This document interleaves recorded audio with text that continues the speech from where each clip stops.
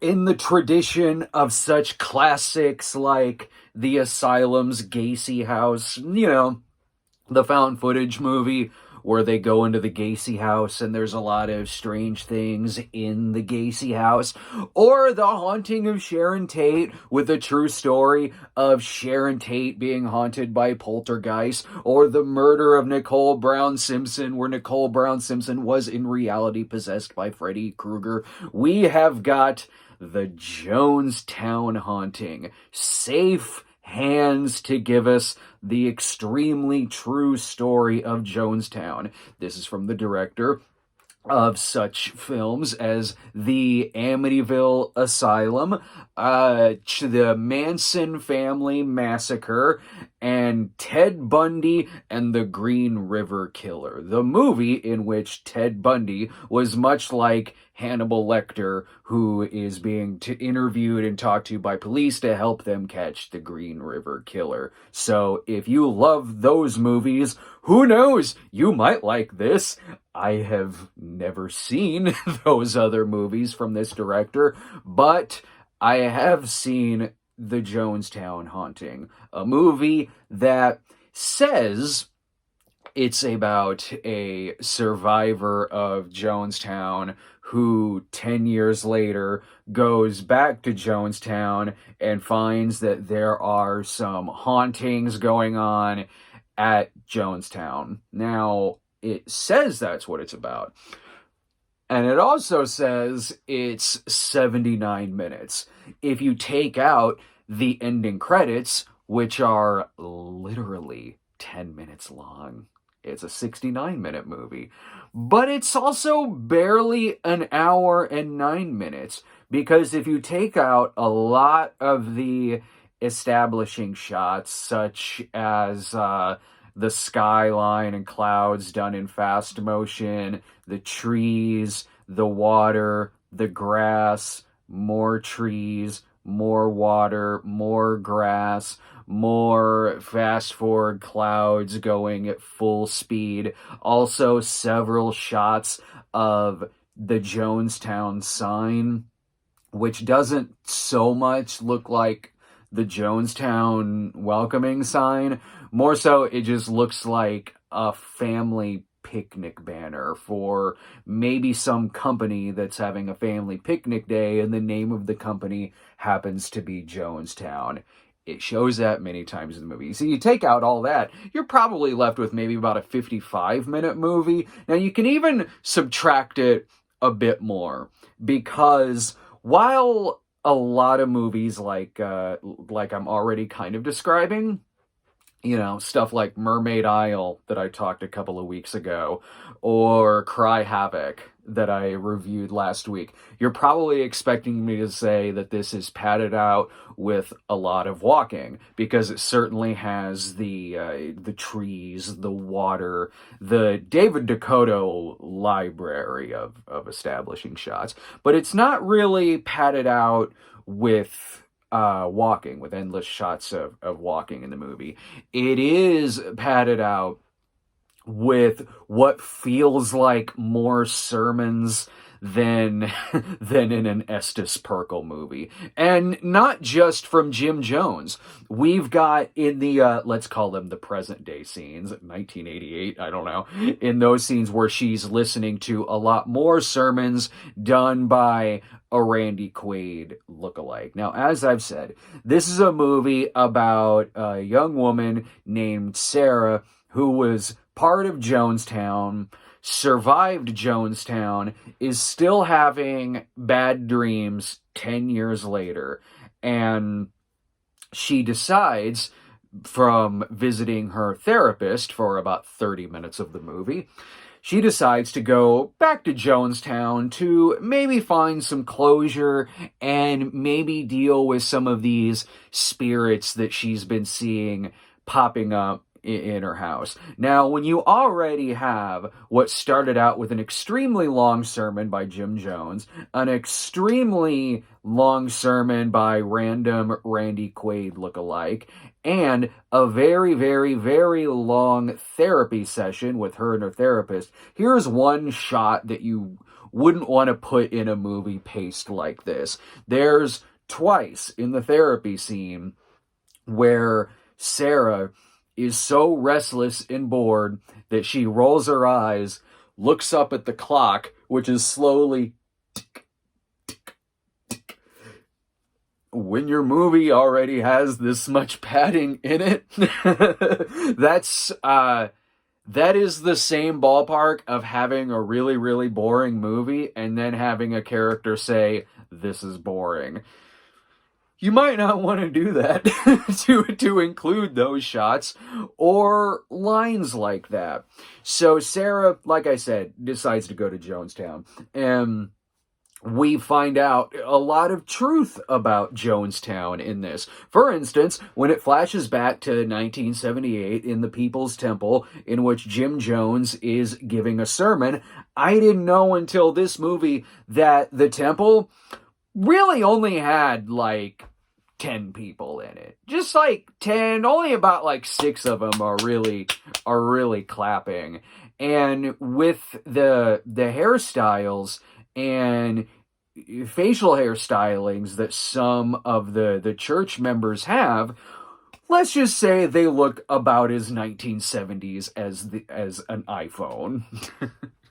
And it picks up from there, because when she gets to 1988 Jonestown to deal with the haunting of the title and the mountains of skulls that are on the box cover that are in this movie about as much as an actual haunting is. So when she gets there, we're not treated to a bunch of walking. No, I said it doesn't do the walking thing.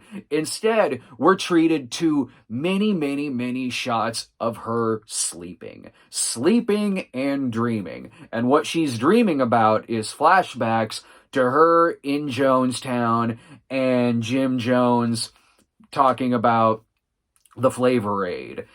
Now, much like in the church scenes we saw, where again, he was really only preaching to about 8-10 people, they seemed kind of into it. Jonestown in this, same way. You see about 10 people, they look less like Jonestown members. Like all the video and pictures and documentaries that you've seen on Jonestown, forget all that.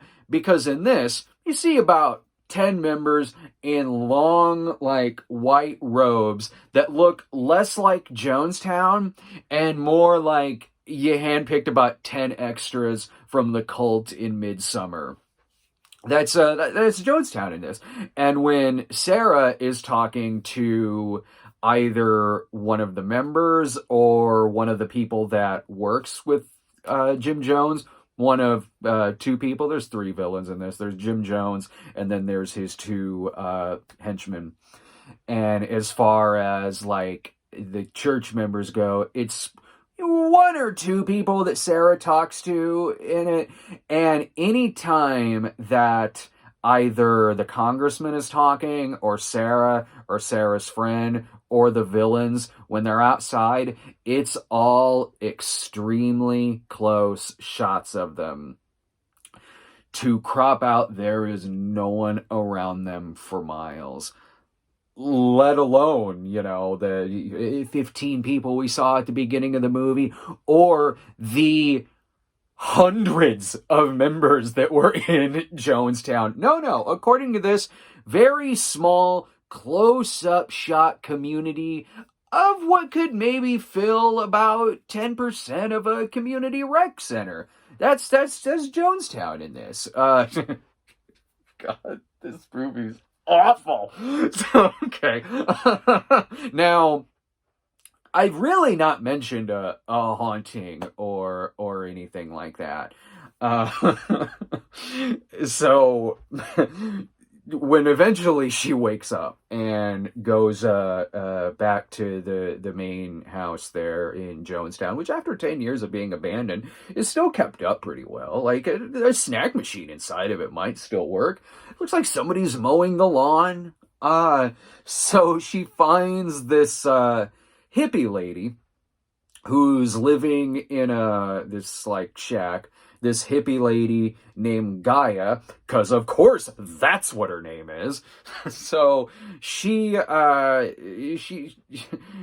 talking to Sarah about how she needs to free her mind, and these visions that she can see will give her closure to all these demons that are haunting her and these spirits. So she gives her this little vial of a liquid in it, which she's describing like it's acid.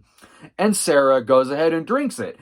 Because obviously, if you've survived Jonestown and you go back to Jonestown, the first thing you're going to want to do is drink a mysterious drink given to you by a total stranger.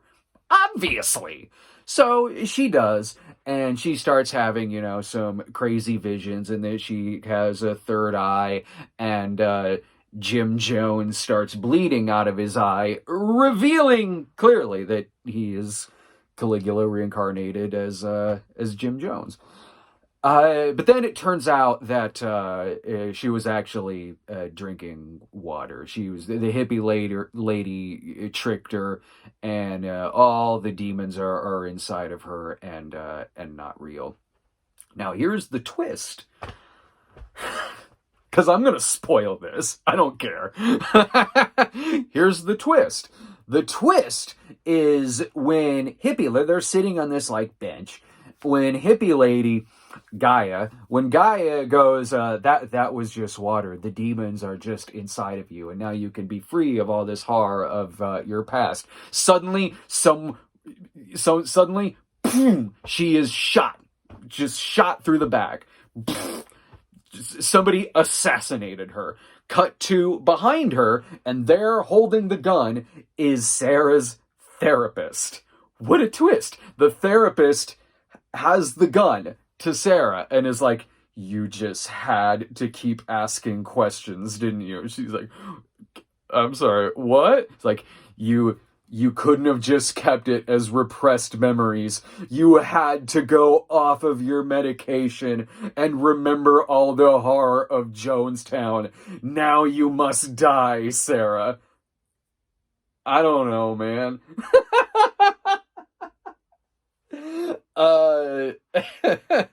So the therapist is, I guess, keeping some secrets of Jonestown quiet, or at least is very, very, very strict about Sarah staying on medication to keep her repressed memories repressed, that he will go through drastic measures to keep her on medication.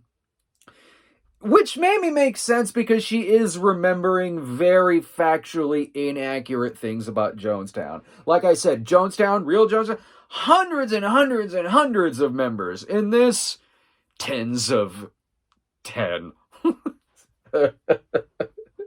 Oh, and yeah, it just kind of ends not too terribly long after that. If you want to watch a Jonestown thing, which I've seen a lot of Jonestown stuff, one of my dream roles that I would have in a movie, if I could cast in something, I'd be like, I want to play Jim Jones in something. So, like, it's documentaries, movies, all of that. And if you're looking for more of an exploitation, Jonestown movie, I don't watch this. Instead, watch Guyana Cult of the Damned, where Stuart Whitman is playing James Johnson and is going around shocking people's balls. That one, it like dumping snakes on people too. That one, like it's a movie. Like that one is a movie. It has scope. It has a cast of hundreds. It does, feel like this is taking place where it should be taking place. Yeah, go ahead and watch that movie, because they are, with that, like, It's an exploitation movie, but they're still trying to make a movie. This is one of those where they're making a title. That's what they're making. They're making an eye-catching title and an eye-catching box cover where you're scrolling around streaming. You'll see this thing called the Jonestown Haunting. What? And what's this mountain of skulls on the cover? Okay, let's watch this. 5 minutes in. That's what this is. This is just a title. That's all. The miniseries, The Guyana Tragedy, the one where Powers Booth played Jim Jones. As far as like movies go, that's the best one that you could watch. That one's totally worth recommending. This one, however, my rating for the Jonestown Haunting is an extremely low blood lake. All right, follow us over on Twitter at The Cinema Snob. Shoot us a subscription here on YouTube at youtube.com/Stoned Gremlin Productions. Thanks a bunch for watching, everyone.